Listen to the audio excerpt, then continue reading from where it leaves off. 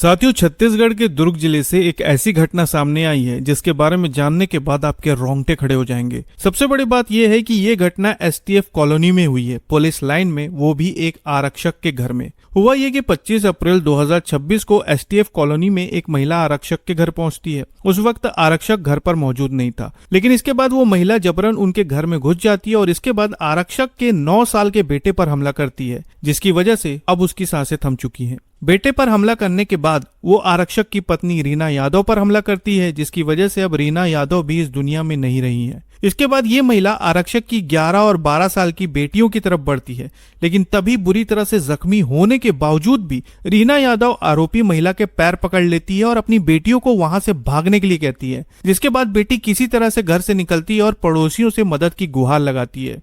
कुछ ही देर में पड़ोसी फ्लैट पर पहुंचते हैं और उस महिला को पकड़कर पुलिस के हवाले कर देते हैं।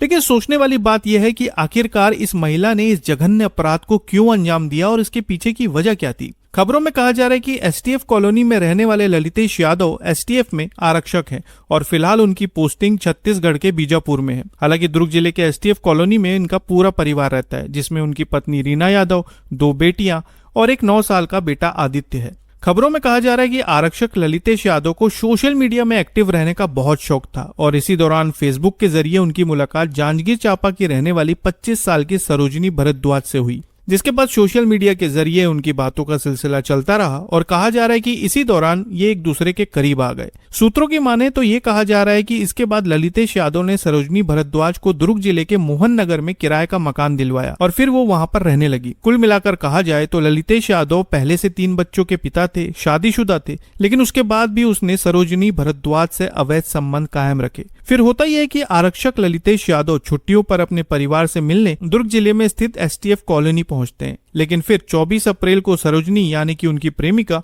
एसटीएफ कॉलोनी पहुंच जाती है। लेकिन उस वक्त ललितेश सरोजिनी को किसी तरह से समझा बुझाकर वहां से भेज देते हैं।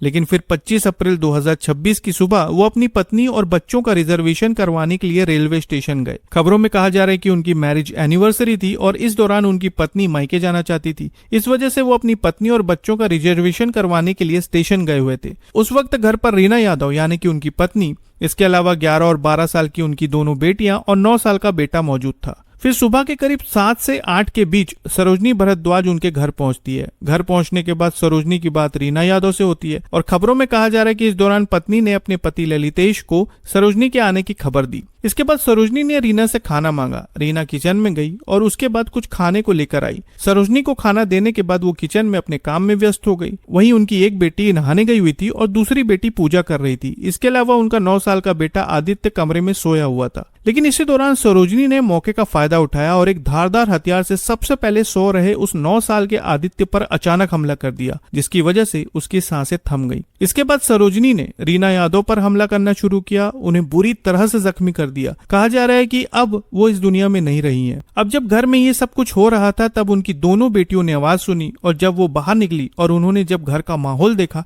तब उनमें से एक बेटी घर से बाहर भागी और दूसरी बाथरूम में छिप गई। लेकिन इसी दौरान जब सरोजिनी बाथरूम की तरफ बढ़ने लगी तब बुरी तरह से जख्मी होने के बावजूद रीना यादव ने आरोपी सरोजिनी भरद्वाज का पैर पकड़ लिया और अपनी बेटियों को वहां से भागने के लिए कहा। उनकी एक बेटी घर से बाहर निकली और पड़ोसियों को आवाज लगाई और जैसे ही पड़ोसियों को इस बारे में पता चला वो भागकर फ्लैट पर पहुंचे और उन्होंने किसी तरह से सरोजिनी भरद्वाज पर काबू पा लिया और उन्हें पुलिस के हवाले कर दिया। इस मामले में खबरों के अनुसार कहा जा रहा है कि प्रेमिका शायद ललितेश यादव से शादी करके साथ रहना चाहती थी, लेकिन असली वजह जांच के बाद ही सामने आएगी। फिलहाल पुलिस इस पूरे मामले की जांच करी और जांच के बाद ये पूरा मामला साफ हो पाएगा। तो साथियों, ये था छत्तीसगढ़ के दुर्ग जिले का वो मामला जिसने हर किसी को चौंका कर रख दिया है। आप इस पूरे मामले पर क्या कहना चाहेंगे कमेंट में जरूर बताएं और नई खबरों के लिए चैनल को सब्सक्राइब करना ना भूलें। फिर मिलेंगे एक और नई खबर के साथ, तब तक के लिए आपका बहुत बहुत धन्यवाद।